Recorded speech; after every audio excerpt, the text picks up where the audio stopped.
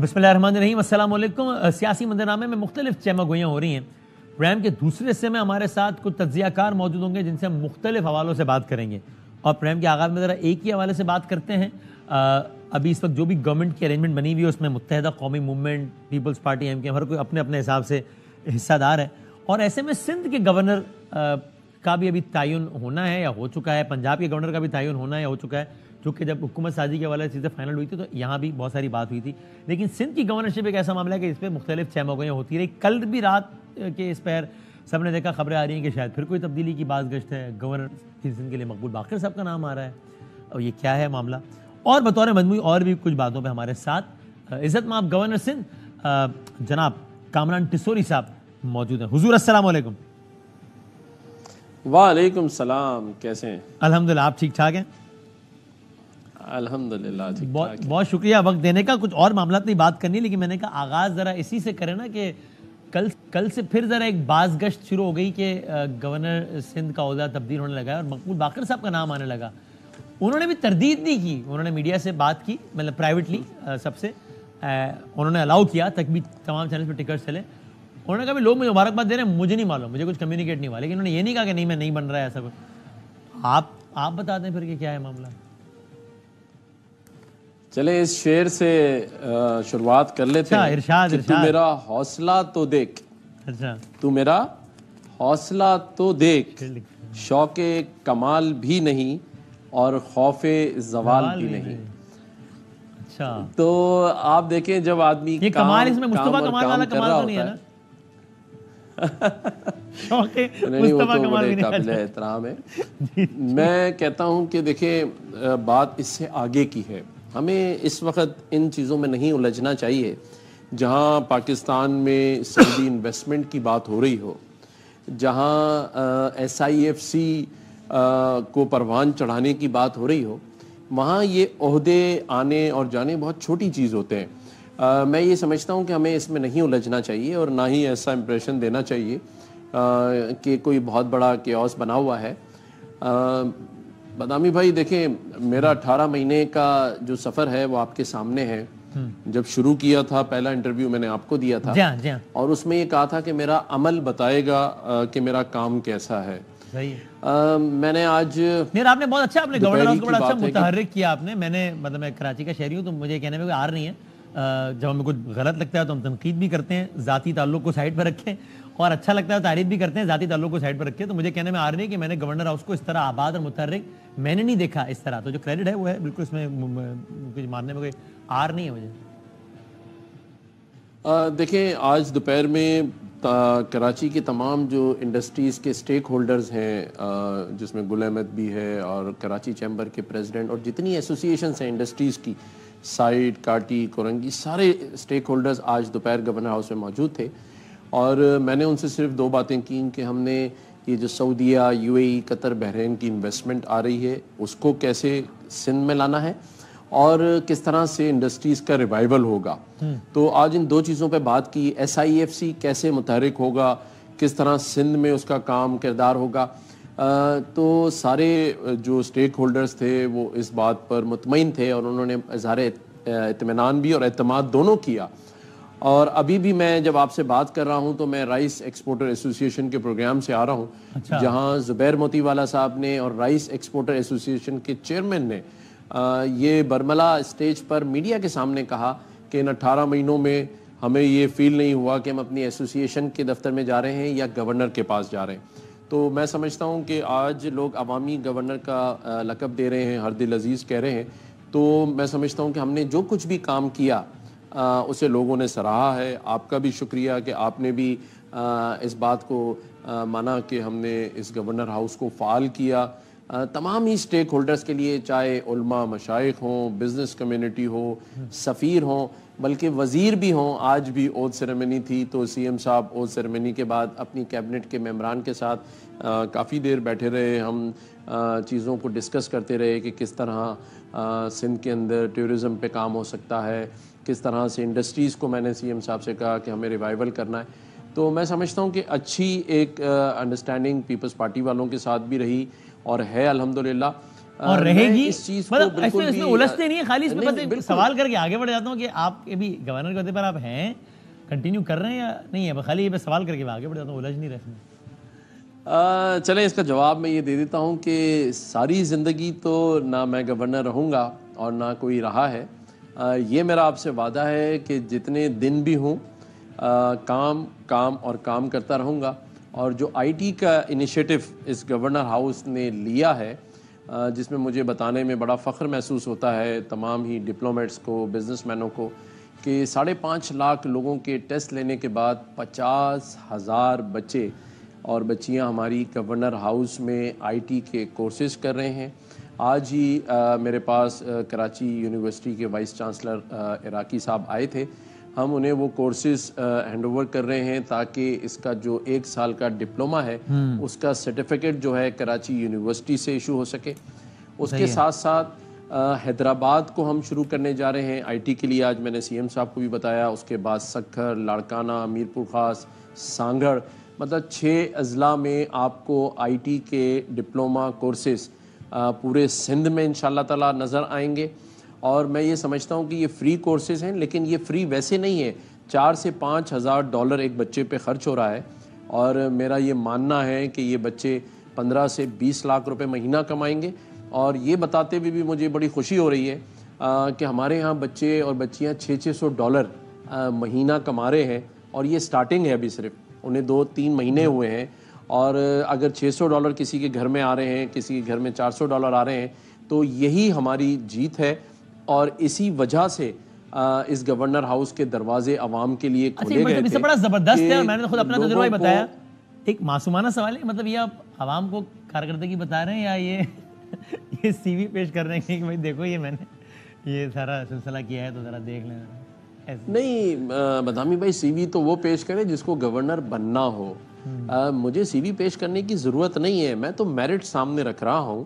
اور اگر لوگ چاہتے ہیں, میں سمجھتا ہوں کہ جس طرح شہباز شریف صاحب چاہتے ہیں کہ پاکستان میں معیشت بحال ہو, جس طرح آئی ٹی انیشیٹیوز, یہ سارے انہی کے 1.5 سال پہلے کے پروگرام سے جس پہ ہم نے عمل کیا. اور آج آپ کے پروگرام کے توسط سے چلیں, ایک کریڈٹ ہمیں سب کو مل کے محترم جناب وزیر اعظم شہباز شریف صاحب کو ضرور دینا چاہیے کہ انہوں نے پاکستان کو ڈیفالٹ سے بچا لیا.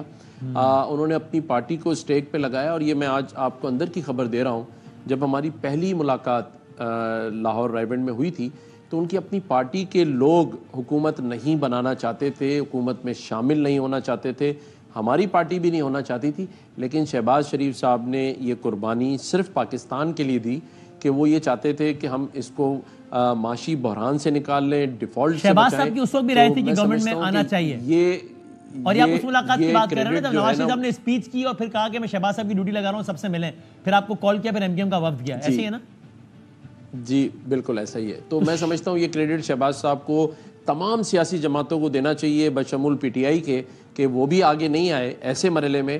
اور شہباز شریف صاحب نے, میں یہ بالکل آپ کو ایک سیاسی کارکن کے طور پہ کہہ رہا ہوں, کہ انہوں نے اپنی پارٹی کا ایسا کوئی مقبول فیصلہ نہیں لیا. یہ غیر مقبول فیصلہ تھا, کیونکہ سبھی کو پتہ تھا کہ ان حالات میں وزیر اعظم بننا اور پھر ملک کو چلانا, ڈیفالٹ سے بچانا, تو غیر مقبول فیصلے کرنے پڑیں گے. لیکن انہوں نے پاکستان کی خاطر آگے بڑھ کر تمام سیاسی جماعتوں کو اپنے ساتھ شامل کیا. اور آپ کے سامنے مثالیں موجود ہیں کہ پیپلز پارٹی بھی حکومت میں نہیں آنا چاہتی تھی, نہ آئی, نہ ہی پی ٹی آئی نے حکومت بنانے کی بات کی, بلکہ میری اپنی جماعت بھی اپوزیشن میں بیٹھنے کو ترجیح دے رہی تھی. لیکن شہباز شریف صاحب نے سبھی کو بلایا اور یہ بات ضرور کی کہ اس وقت ہم اپنے لیے حکومتیں نہیں بنا رہے, ہمیں پاکستان کو بچانا ہے ڈیفالٹ سے بھی اور معاشی بحران سے نکالنا ہے. تو میں سمجھتا ہوں ہم سب کو دل بڑا کر کے یہ کریڈٹ ضرور شہباز شریف صاحب کو دینا چاہیے. صحیح ہے, ٹھیک. اور اچھا, انہی ملاقاتوں میں پھر یہی طے ہوا تھا نا کہ ظاہر ہے پھر سب کچھ طے ہوا, ملاقاتیں آگے بڑھیں, پھر کمیٹی بنی, نون اور پیپلز پارٹی کی بنی. ان تمام ملاقاتوں کا پھر ایک کے بعد ایک فارمولا نکل آیا کہ جناب چیئرمین یہاں سے, ڈپٹی چیئرمین ان کا, وزیر اعظم ان کا, صدر ان کا, گورنر ان کا, گورنر ان کا. اور اس میں بات یہ بھی کہ سندھ کا گورنر نون لیگ کا ہوگا, پھر نون لیگ چاہے تو اپنے پاس رکھے ورنہ کسی کو عہدہ دے دے, یعنی کہ ایم کیو ایم کو دے دے. تو یہ تو کل جو نام آیا وہ حیران کن اس لیے بھی تھا کہ ظاہر مقبول باقر صاحب تو کسی بھی سیاسی وابستگی تو نہیں ہے ان کی کوئی, تو یہ نام آنا ذرا چھمبے کا باعث تھا کہ جو بھی پولیٹیکل فارمولا طے ہوا تو اس میں تھا نا کہ نون کے پاس رہے گی گورنرشپ. وہ چاہے تو MQM کو کنٹینیو کرا دے یا خود لے لے. تو یہ نام ذرا اس لیے حیرت انگیز لگا. دیکھیں میں نے خود کل میڈیا پہ ہی یہ نام دیکھا ہے اور ہمارے لیے قابل احترام ہے, اور کوئی بھی شخص جن کا بھی نام آ رہا ہے سبھی لوگ قابل احترام ہے, اچھی شہرت کے سارے حامل ہیں. دیکھیں بات تو یہ ہے کہ میری تو کوئی ضد نہیں ہے کہ میں گورنر ہی بن کے بیٹھا رہوں. اللہ تعالیٰ جس کو موقع دے وہ آئے اور اچھے کام کرے.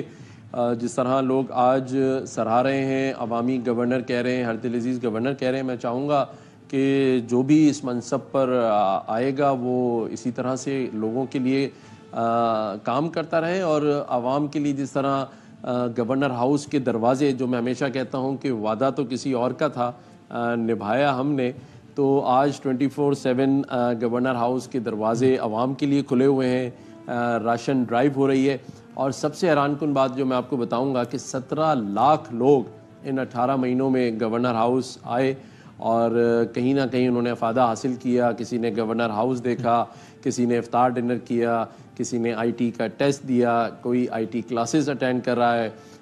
تو یہ بہت سارے انیشیٹیوز ہم نے لیے. اور اس میں ایک بات اور بھی کیجیے گا, یا MQM کی آپ نے بات کی ہے تو یہ ایک کلیئرٹی دے دیجیے گا. MQM کی طرف سے, یعنی اگر MQM کا گورنر کنٹینیو رہتا ہے, ظاہر فیصلہ تو وفاق نے کرنا ہے, یا جس نے بھی کرنا ہے, کم از کم MQM نے تو نہیں کرنا ہے, انہوں نے کرنا ہے جس نے.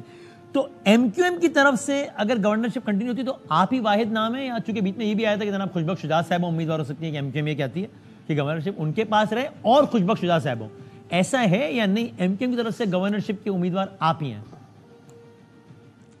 دیکھیں میں اس پہ کوئی بات نہیں کرنا چاہتا, لیکن یہ فیصلہ تو ظاہر ہے ڈاکٹر خالد مقبول صدیقی بھائی نے کرنا ہے, کہ جو کہ کنوینئر اور سربراہ ہیں MQM پاکستان کے. MQM نے یہ ڈیمانڈ ضرور رکھی تھی کہ گورنر MQM کا ہونا چاہیے, اور MQM کی جو 2/3 میجورٹی تھی رابطہ کمیٹی کی, انہوں نے میرے ہی نام کو فائنل کیا. اور آپ نے کئی TV انٹرویوز میں دیکھا, مصطفیٰ کمال بھائی کی طرف سے بھی, فاروق ستار بھائی, خالد مقبول بھائی کی طرف سے بھی یہی بتایا گیا کہ ہم نے ایک ہی نام دیا ہے کامران ٹسوری بھائی کا. لیکن میں سمجھتا ہوں کہ یہ پارٹی کا فیصلہ ہے, جسے خالد مقبول بھائی چاہیں, پارٹی چاہے, گورنر نامزد کر سکتی ہے, یہ ان کا ثوابدید ہے. اور جسے وزیر اعظم پاکستان چاہیں, آج کی تاریخ میں آپ ہی نومینی ہیں اور بھی ہیں آج کی تاریخ میں, کل جو بھی ہو؟ یہ سوال آپ خالد مقبول بھائی سے پوچھ لیجئے گا, لیکن میں سمجھتا ہوں کہ اپنے منہ سے آدمی کو اپنی بات ہی نہیں کرنی چاہیے. یہ سوال پارٹی سے کر لیں. لیکن جو میری اطلاعات ہیں اس کے مطابق کل رات کو ہی میں جب یہ نام آیا مقبول باقر صاحب کا, تو میں MQM پاکستان کے senior deputy convener Farooq Sattar بھائی کا بیان آپ ہی کے چینلز پہ دیکھ رہا تھا کہ انہوں نے کہا کہ MQM نے صرف ایک ہی نام دیا ہے اور وہ کامران ٹسوری کا ہے. آپ نے کہا MQM نے بالکل یہ ڈیمانڈ رکھی تھی گورنر MQM سے ہو, تو MQM کی یہ ڈیمانڈ مان لی گئی تھی؟ MQM کو اس پہ کیا جواب دیا گیا تھا کہ ٹھیک ہے ایکسیپٹڈ, یا ہم بتائیں گے آپ کو کیا؟ نہیں, مشاورت کا عمل جاری تھا, اور میرے خیال سے کہ وزیر اعظم پاکستان کی ثوابدید پر چھوڑا گیا تھا. تو اس میں بھی حتمی جواب ہاں یا نہ کا نہیں آیا MQM کو؟ MQM نے ڈیمانڈ سامنے رکھ دی, اب حتمی جواب آنا ہے وہاں سے جو بھی ہے. ہاں میرے خیال سے ایسا ہی ہے, اور میرے خیال سے خالد مقبول بھائی اس بات کو دیکھ رہے ہیں اور ان کے ساتھ رابطے میں بھی ہیں. اور آپ کو اس حوالے سے کچھ بھی کمیونیکیٹ نہیں ہوا, ہاں نہ جاری رکھنا ہے, آپ کو اب تک آفیشلی کچھ بھی کمیونیکیٹ نہیں ہوا اس میں؟ نہیں, میں آپ ہی کی طرح ابھی تک معصومانہ سوال پوچھ رہا ہوں, سب سے جواب نہیں دے رہے لوگ ہمیں. صحیح ہے. اچھا, یہ پچھلے دنوں وقار مہدی صاحب کا اسٹیٹمنٹ آیا کہ جناب انہوں نے آپ کو تنقید کی, ناکام گورنر قرار دیا, کہا آپ تقسیم کی سیاست کر, تو اس کو آپ نے کس تناظر میں دیکھا ہے؟ یہ پیپلز پارٹی سندھ کی قیادت کا آپ پر عدم اعتماد ہے, یا وقار مہدی صاحب کا ایک ذاتی اسٹیٹمنٹ ہے جس کا پیپل پارٹی تعلق نہیں ہے؟ چونکہ آپ کہہ رہے ہیں اچھا ورکنگ ریلیشن ہے, آج بھی CM صاحب آئے, منسٹر آئے, لیکن وقار مہدی صاحب نے تو یہ بیان دیا, وہ بھی پیپلز پارٹی کے ہیں, سینیٹر ہیں. میرے خیال سے ان کے علم میں کچھ باتیں نہیں ہیں. وقار بھائی ہمارے اچھے دوست ہیں, بھائی ہیں, لیکن کچھ دنوں پہلے ڈاکٹر عاصم بھی ملاقات کر کے گئے. آج میرے پاس دوپہر میں جو SIDCL کی میٹنگ تھی, اس سے پہلے اپنا مرتضیٰ وہاب صاحب جو میئر ہیں وہ آئے ہوئے تھے ملنے کے لیے, اور میرے اچھے بہترین تعلقات ہیں تمام ہی سیاسی جماعتوں سے. کسی سے بھی کوئی نہ ہم نے ناراضگی رکھی ہے نہ ہم رکھتے ہیں. مقصد تو صرف کام کرنا ہے, مل جل کر کرنا ہے. اور بعض دفعہ کچھ باتیں ایسی ہوتی ہیں جو کی جاتی ہیں لا اینڈ آرڈر پہ بات ہوتی ہے تو ہم کرتے رہتے ہیں. میں نہیں سمجھتا کہ کوئی ایسی بڑی وجہ ہے. آج بھی 8 وزراء کے اوتھ گورنر ہاؤس میں ہوئے اور اس کے بعد مراد علی شاہ صاحب کے ساتھ کافی دیر بیٹھ کے جیسے میں نے اچھا ورکنگ ریلیشن شپ ہے کی. اور یہ بڑی انٹرسٹنگ اچھا ورکنگ ریلیشن شپ ہے اور انشاءاللہ رہے گا بھی آگے. ٹھیک, بالکل صحیح. اور یہ جو آپ نے بات بتائی ہے بڑی انٹرسٹنگ, تو اس میں ایسا ہی ہے نا, مطلب آپ خالی تصدیق یا تردید کر دیں کہ جب آپ لوگ گئے تھے تو اس وقت سینئر لیڈران جن میں رانا ثناء اللہ صاحب, خواجہ سعد رفیق صاحب تک شامل تھے, احسن اقبال صاحب, ان تک کی رائے تھی کہ گورنمنٹ نہیں لینی چاہیے ہمیں. جی بالکل, ان کی کسی کی بھی رائے یہ نہیں تھی کہ گورنمنٹ میں جایا جائے یا بنائی جائے.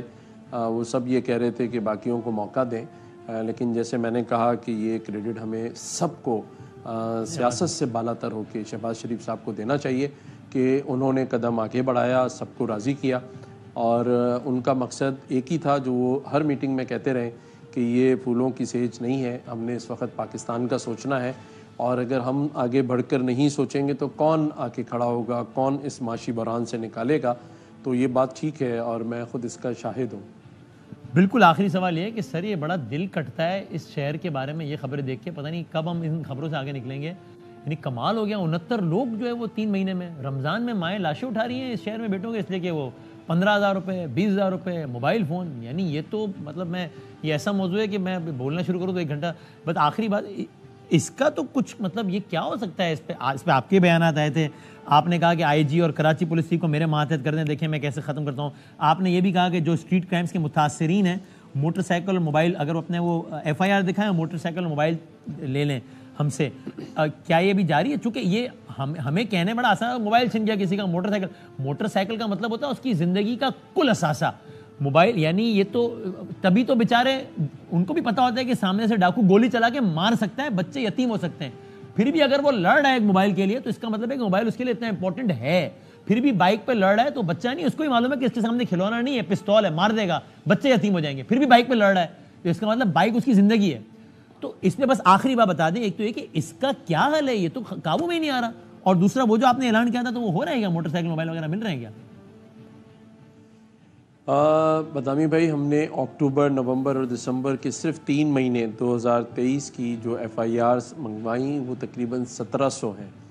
1700 میں سے 1300 لوگوں کو موٹر بائکس ہم دے چکے ہیں. اچھا. اور یہ عمل جاری اور ساری ہے.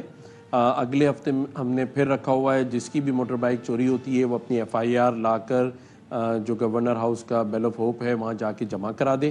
ہم جس طرح میرٹ ہوتی ہے کہ فرسٹ کم فرسٹ بیسس پر اس کو انٹرٹین کرتے ہیں, اور ہم نے میڈیا کو بلا کے لوگوں کو بائکس ہاتھ میں دی ہیں, اور اس میں ہمارے جو دوست ہیں, جو ہمارے پرائیویٹ فرینڈس ہیں, وہ آ کے اسپانسرشپ دیتے ہیں, اور پھر ہم ان کو بلا کے لوگوں کو بائکس دے رہے ہیں, اور انشاءاللہ دیتے رہیں گے. موبائل بھی ہم دے رہے ہیں, بہت سارے لوگوں کو ملے ہیں موبائل.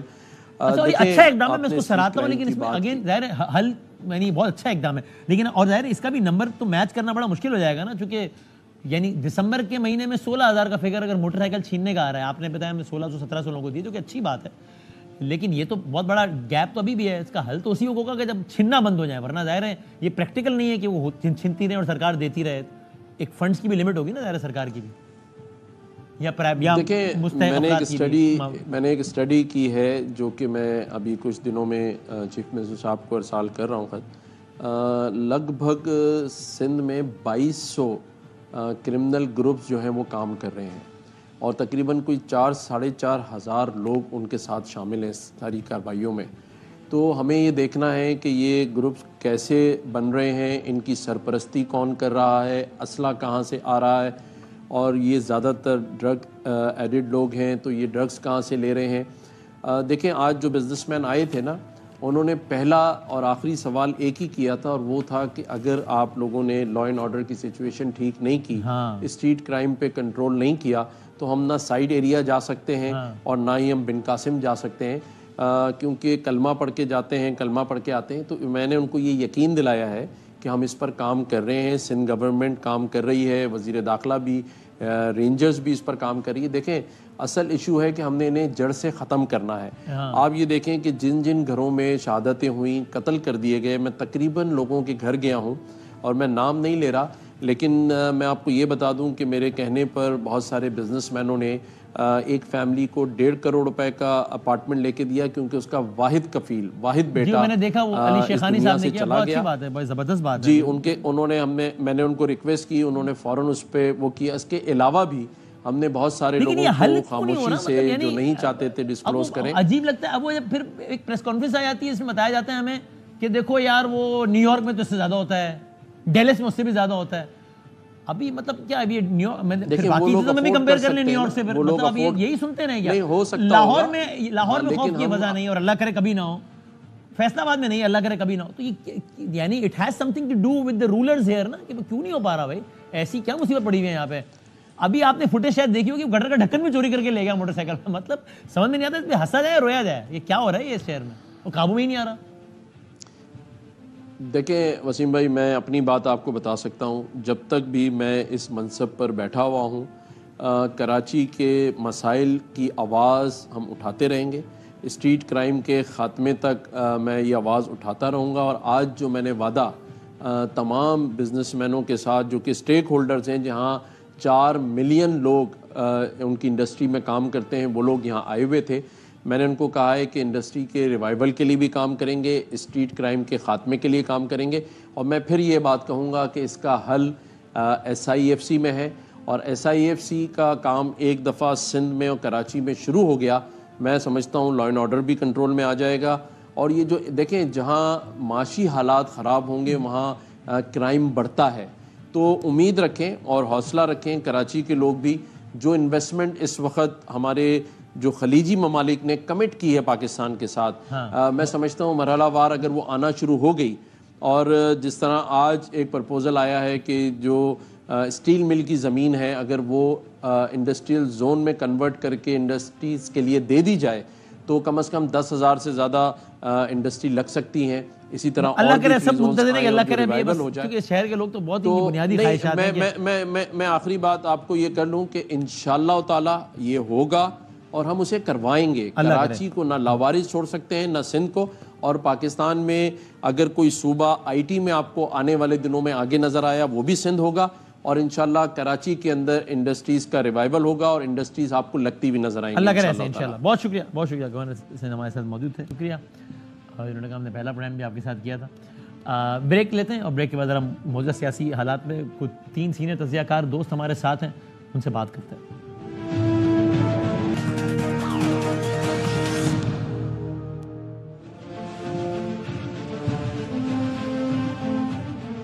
خوش آمدید کہتے ہیں آپ کو ایک بار پھر۔ موضوع ہمارا کچھ اور ہے، لیکن بریک میں ہم بات کر رہے تھے مظہر عباس صاحب کی تعلق کراچی سے، اسٹریٹ ٹائم میں بات ہو رہی ہے، تو میں آپ کو ویسے خدمت میں عرض کروں ناظرین، پھر ہم خیر موضوع آج ہم نے کوئی اور ڈسکس کرنا ہے۔ یعنی مذاق یہ ہے، شاید کراچی سے باہر والے لوگ اندازہ راستے بتاؤں، آپ اس شہر کے کسی بندے سے پوچھیں گے نا، وہ آپ کو بتائے گا، بندہ بتائے گا آدمی، کہ کس علاقے میں کتنے بجے اندھیرے کے بعد ناکے لگا کے لوٹا جاتا ہے۔ او بھائی اگر روکنا ہے تو روک لیں، مطلب روک سکو تو روک لو۔ ہم آپ کو مارکیٹیں بتائیں گے جہاں چوری کے موبائل بکتے ہیں، تو مطلب ایک دفعہ اگر اسٹیٹ طے کر لے تو یہ مسئلہ حل ہو سکتا ہے، کیوں نہیں ہوتا؟ اسپاٹس آئیڈینٹیفائڈ ہیں، یعنی کراچی والے بتاتے ہیں یار یہاں سے نہیں آنا، ادھر چھنتے بہت ہیں، یہ والا جو اسپیڈ بریکر ہے نا یہاں بہت چھنتے ہیں، وہ ناکے لگا کے لوٹ کے جاتے ہیں اور نہیں رک رہا، تو اس کا مطلب پھر جیسی شرح سے ہونی چاہیے وہ نہیں ہے۔ ورنہ اگر ایک عام آدمی آپ کو بتا سکتا ہے کہ یہاں لوٹتے ہیں تو بھائی روک لو نا یار، یہاں بکتا ہے تو رک جائے نا، کیوں نہیں رک رہا؟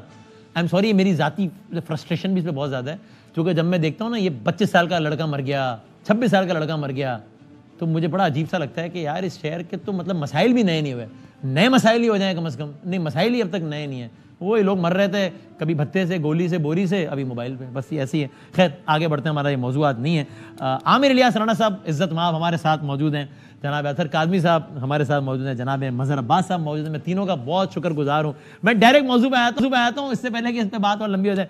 حضور عامر الیاس رانا صاحب یہ بتائیں، یہ جو ٹکر چل رہے ہیں اب سے کچھ دیر پہلے، اس نے تو مجھے ہلا دیا، ابھی جب میں آپ سے بات کر رہا ہوں ٹکر چل رہے ہیں، پاک فوج نے، اب آپ اس کی یہ تو دیکھیے ذرا جملے کی، پاک فوج نے فیض حمید صاحب کے خلاف انکوائری کمیشن تشکیل دے دیا، میجر جنرل اس کی سربراہی کریں گے۔ یہ تو نام بھی لینا شجر ممنوع تھا کبھی کسی زمانے میں۔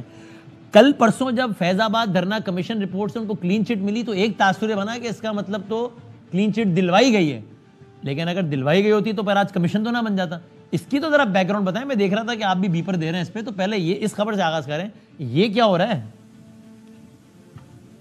دیکھیں, کل اگر ہم بات کرتے تو وہ یہ تھی کہ پاک فوج کے ایک ادارے ISI کو بنیادی طور پہ کلیئرنس کی چٹ ملی کہ انہوں نے آرمی چیف DG ISI کے کہنے پہ دھرنے میں جا کے وہ معاملہ ختم کرایا, ٹھیک ہے, اور اس میں چٹ ملی ادارے کو.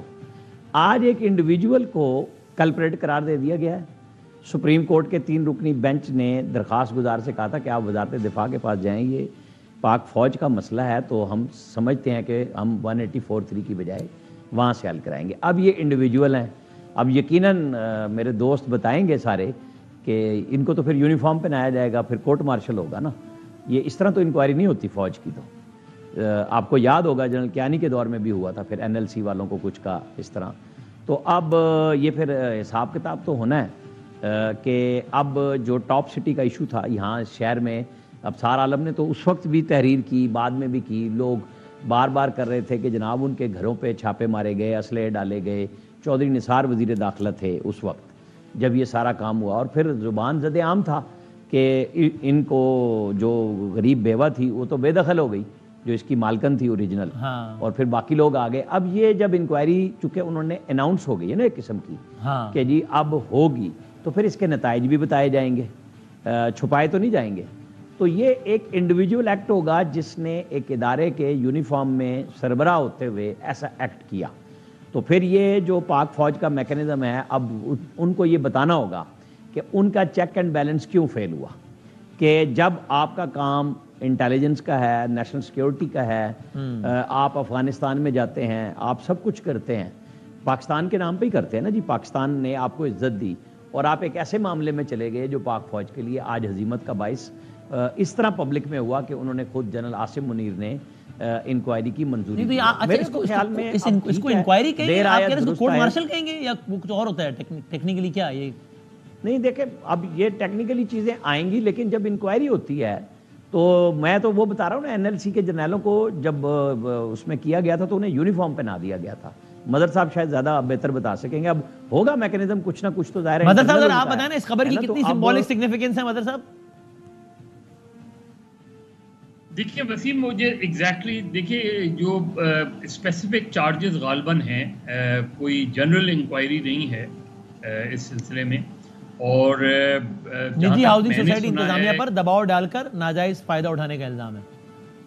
تو وہ اٹ ریلیٹس ٹو کرپشن, یہ غالباً کرپشن سے ریلیٹڈ ہے انکوائری, اور یہ پھر اس کا مطلب یہ ہے کہ پہلے پروب ہوگی, اگر اس پروب کے نتیجے میں یہ ثابت ہوتا ہے یا یہ ریکمنڈیشن ہوتی ہے کہ ہاں اتنے انف ایویڈنس ہیں, پھر کورٹ مارشل ہوگا. اور پھر کورٹ مارشل کے بعد جو بھی سزا ہوگی یا ہوگی وہ غالباً سزا, اس اقدام کا شروع ہونا اور پھر اس کو پبلک کیا جانا, ظاہر ہے اگر یہ نیوز اگر آج پبلک پراپرٹی ہے تو ظاہر ہے اس کی تشہیر ہوئی ہے تبھی ہے نا پبلک پراپرٹی, تو اس کی علامتی اہمیت زیادہ ہے بہت.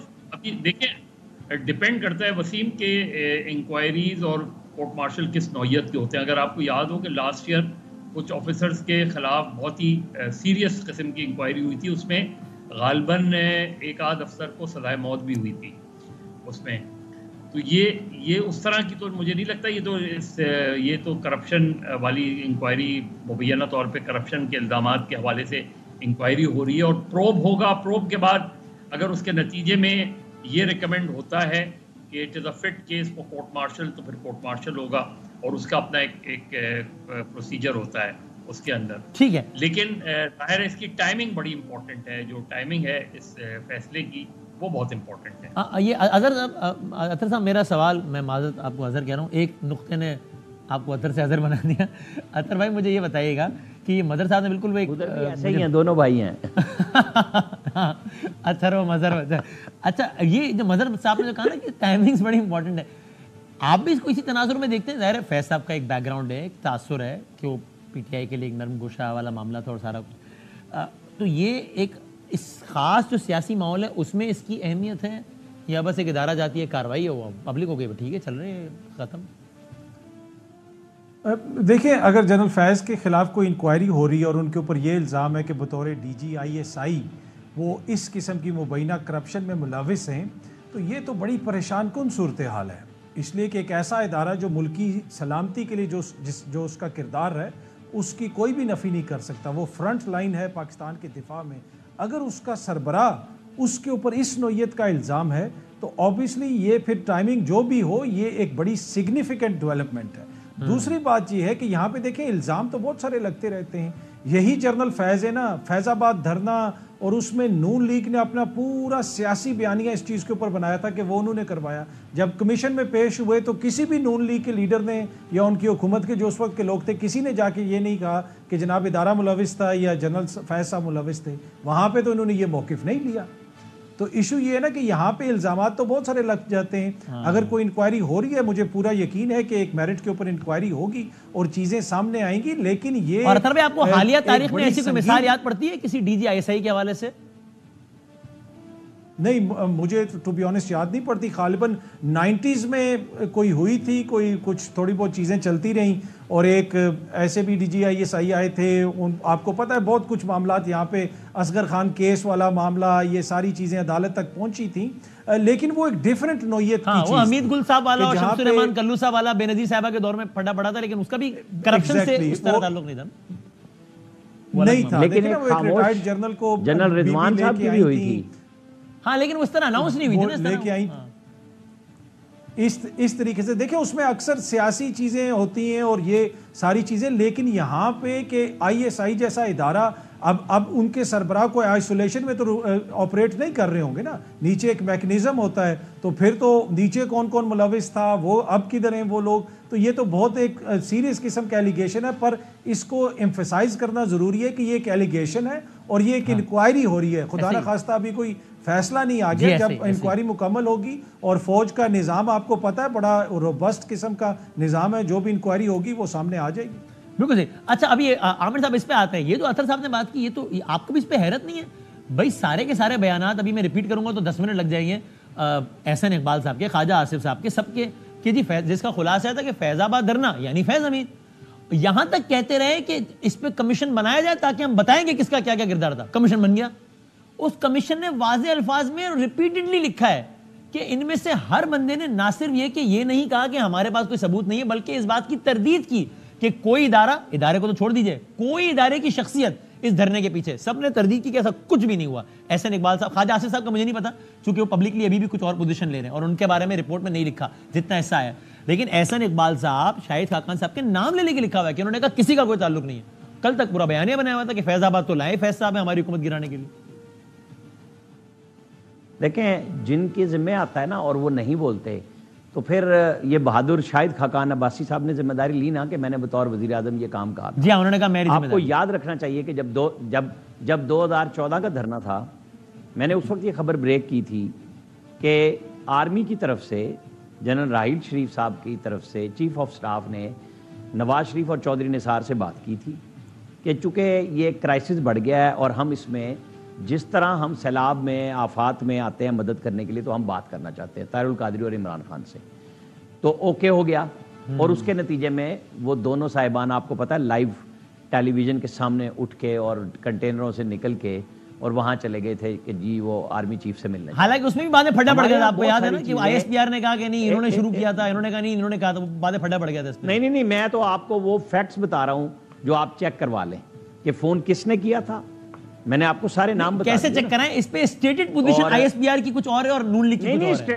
نہیں، کیسے پتہ لگے سچ کون آپ چیک کرا لیں، ان کی بھی پوزیشن نہیں بدلی، انہوں نے یہ اس کو سرکاری طور پہ، جس طرح یہ ہے نا کہ شاہد خاقان عباسی نے کہا، اب وہ لایا کون تھا؟ آپ مجھے نہیں پتا مدر صاحب تھے کہ نہیں، ایک اپارا میں بریفنگ میں بھی گیا تھا جب یہ TLP والا جو لاہور والا واقعہ نہیں ہوا، اور جب وہ آ کے وزیر آباد بیٹھ گئے تھے، اور آپ کو پتا ہے کہ جو رانا ثناء اللہ نے کل کہا کہ ہمیں اس وقت انٹیلیجنس اداروں نے کہا تھا کہ اگر آپ یہاں روکیں گے بہت مسئلہ ہوگا، اور پھر اشارہ دیا تو وہ لاہور میں خون خرابہ PTI کے دور میں پولیس کی اور ان کی براہ راست فائرنگ ہوئی، پھر وہ مرید کے میں لوگ پولیس کے مارے گئے، اور پھر ان کو کسی نے کچھ پوچھا ہی نہیں اور وہ وزیر آباد پہنچ گئے۔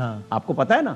جی، یہاں پہ وہ ایک ہی چیز کی تھی جو بات میں نے آپ کو سٹارٹ میں کہی کہ بطور ادارہ کل کلین چٹ ملی اور آج ایک پرسنالٹی کے اوپر یہ کیس کی انکوائری کی. لیکن نون لیگ کا وہ بیانیہ اب کہاں کھڑا ہے جو کہ سرے عام کچھ اور کہتے رہے اور کمیشن کے سامنے بالکل مکر گئے.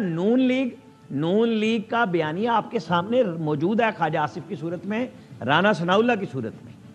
انہوں نے جو حکمرانوں جیسے آج کل, لیکن پھر وہی کہہ رہے ٹی وی پہ کچھ کہہ رہے ہیں جو شہباز شریف کی انکوائری کمیشن کے سامنے نہیں کہہ رہے, جو نون لیگ کی حکومت ہے شہباز شریف کی سربراہی میں, جو کولیشن گورنمنٹ ہے, اور ان کے جو ہارنے والے ہیں جو آپ ہم سب کے ہیرو بنے ہوئے ہیں, چاہے وہ رانا ثناء اللہ ہوں, میاں جاوید لطیف ہوں, خرم دستگیر ہوں, پارٹی کی پوزیشن کچھ اور ہے. آج اس عطا تارڑ سے بھی سوال ہوا تھا نا, تو انہوں نے کہا جی دیکھیں انہیں پبلکلی نہیں کرنا چاہیے لیکن ان کی رائے ہے. تو یہ اسی طرح چلتی ہے جیسے شیر افضل مروت نے کل کہہ دیا پی ٹی آئی کی طرف سے, کیونکہ ان کا بیان ایک فوکل پرسن کا بیان ہے, وہ ترجمان بھی بنتے ہیں. آج پوری پی ٹی آئی لائن لگا کے کھڑی ہوئی ہے, نہیں ہمارا کوئی تعلق نہیں ہے.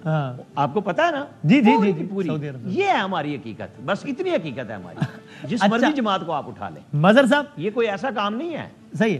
اچھا مظہر, میں آگے بڑھتے ہوئے ایک اور موضوع میں چاہ رہا ہوں, جاتے ہوئے ڈسکس ہو جائے, اب 8-10 منٹ ہیں. تو یہ میاں محمد نواز شریف صاحب سے متعلق خبر اور تجزیہ دونوں, جب میں عامر الیاس صاحب کی طرف آؤں گا تو میں یہ توقع کروں گا کہ وہ تجزیے کا تناسب کم اور خبر کا زیادہ اس میں دیں میں, لیکن آپ جس بھی تناسب سے بتانا چاہیں وہ یہ بتائیں کہ کیا یہ ٹھیک لگتا ہے بات کہ میاں صاحب از ویری اپسیٹ اس وقت جو صورت حال ہے, وہ سمجھتے ہیں کہ ڈچ کیا گیا ان کو, اور وہ بالکل جو ہے وہ اگر کوئی سمجھتا ہے کہ جناب وہ بہت خوش ہیں کہ بیٹی وزیر اعلیٰ تو بھائی وزیر اعظم تو عیاشی, ایسا بالکل نہیں ہے.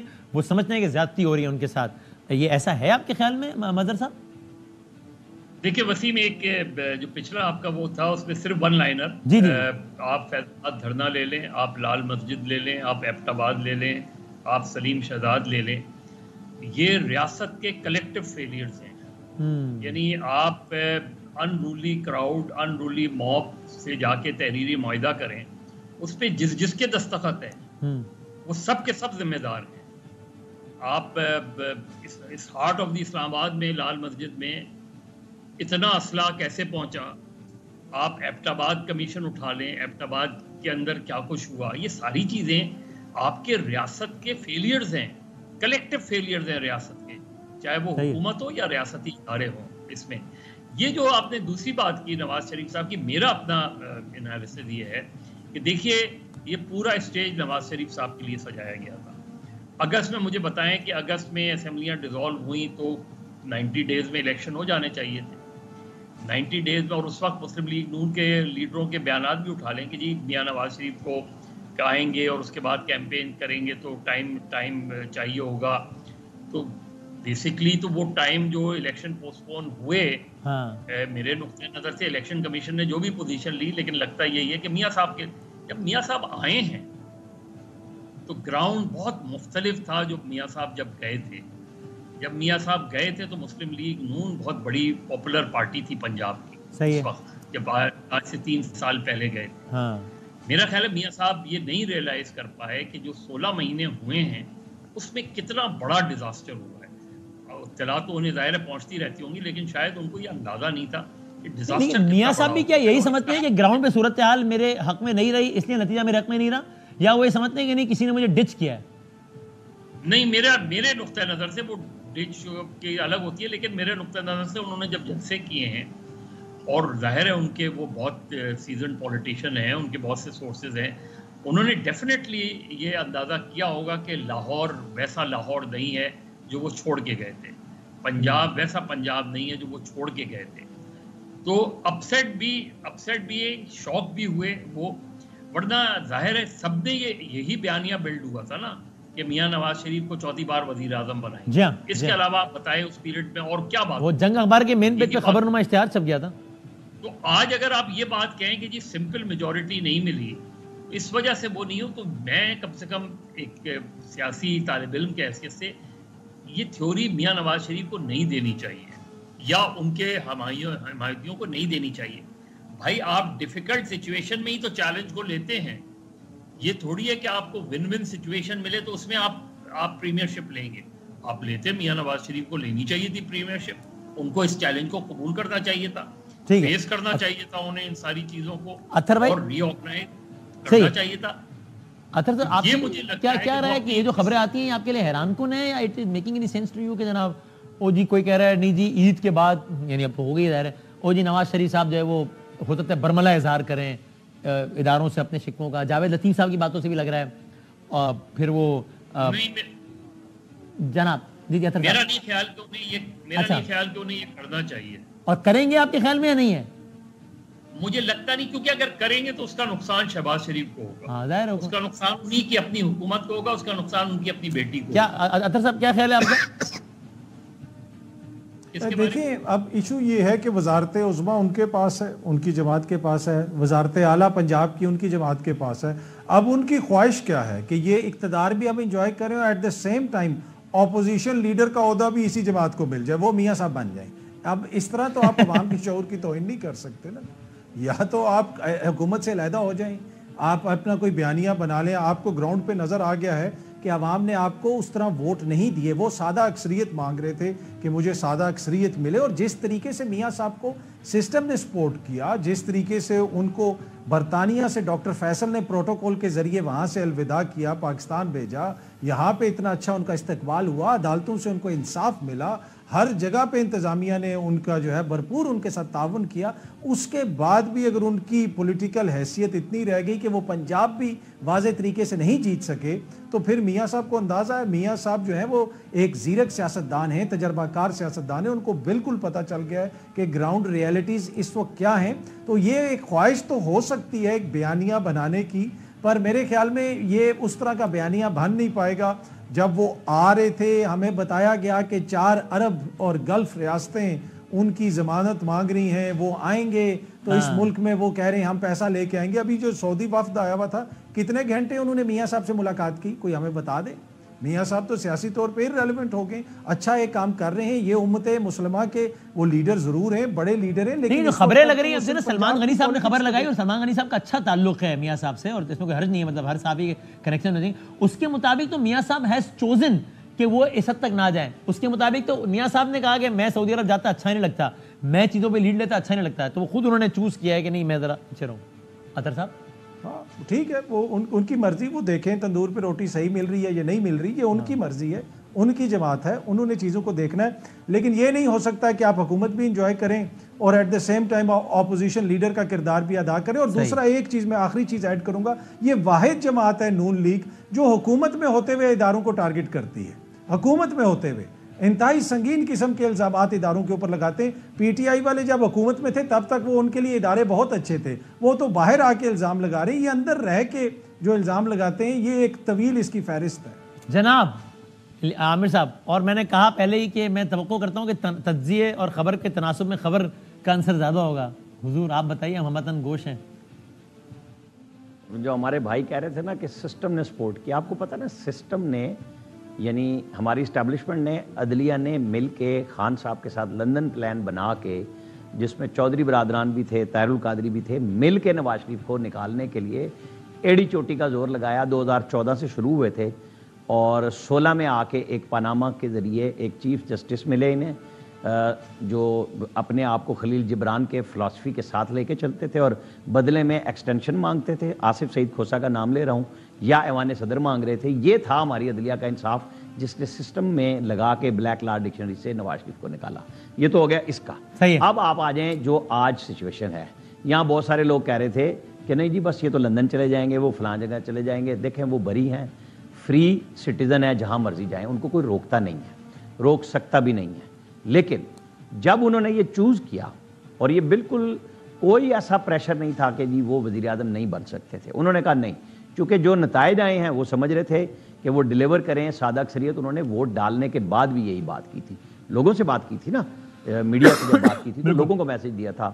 تو ان کا خیال یہی تھا کہ سادہ اکثریت ملنی چاہیے اور اچھا ہونا چاہیے. اس میں ان کا قصور ہے, وہ یہ ہے کہ کمپین بہت لیٹ شروع کی انہوں نے, وہ ٹکٹ بانٹنے میں انہوں نے بہت ٹائم لگایا. لیکن اب جب وہ فیصلے کر رہے ہیں تو یہ پارٹی ان کے اپنے ہاتھوں کی بنائی ہوئی ہے اور کسی نے نہیں بنائی تھی.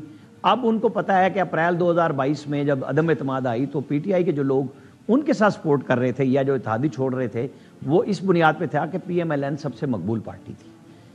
اور اس کے بعد جو حکومت ہوئی, جو پاکستان کی گت بنی, چاہے وہ عمران خان نے 22 جو فروری میں کیا تھا کام کہ آئی ایم ایف کا معاہدہ, وہ کہنے کو عمران خان نے توڑا لیکن دنیا اسے پاکستان نے توڑا کہتی ہے.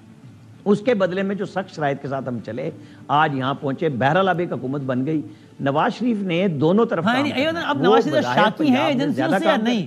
میں آ رہا ہوں. آخری ایک منٹ. نواز شریف نے پنجاب میں بڑی وضاحت کے ساتھ کر لیا ہے کہ وہ اپنی پارٹی کا ریوائول بہت اچھے انداز سے چاہتے ہیں. یہ روٹی کا ان کی پوری تقریروں میں تھا کہ یہ بہت مہنگی ہوئی ہے. تو پہلا قدم انہوں نے وہ لیا جس پہ کے پی گورنمنٹ فوراً آمنا صدقنا کہتے ہوئے پیچھے آ گئی کہ انہوں نے بھی 5 روپے کم کر دیے. کہ یہ بات سب کو پتہ ہے کہ روٹی روزی سب عام آدمی کا ایشو ہے. تو اس پہ پنجاب گورنمنٹ جا رہی ہے اور میرے خیال میں وہ اچھے پلان کر کے مریم نواز چل رہی ہیں. تنقید کرنے والے تو ٹک ٹاک کی بات کرتے ہیں لیکن یہ کچھ عرصے بعد پتہ چلے گا اگر آپ عام آدمی کے پاس پہنچ گئے ہیں تو پھر جو غصہ ہے وہ بھی کم ہوگا. ظاہر ہے مہنگائی بھی ہے, پیٹرول, اداروں سے شاکی ہیں میاں صاحب یا نہیں ہے؟ نہ سب چیزیں ساتھ ٹھیک ہے. میاں نواز شریف کوئی لڑائی نہیں لڑنے جا رہے. اچھا اوکے, کوئی لڑائی لڑنے. ٹھیک ہے, اس میں ثواب مل گیا. بہت شکریہ تینوں کا, بہت بہت شکریہ. زندگی سے آپ سے کل کے پروگرام میں ملاقات ہوگی انشاءاللہ. اللہ حافظ.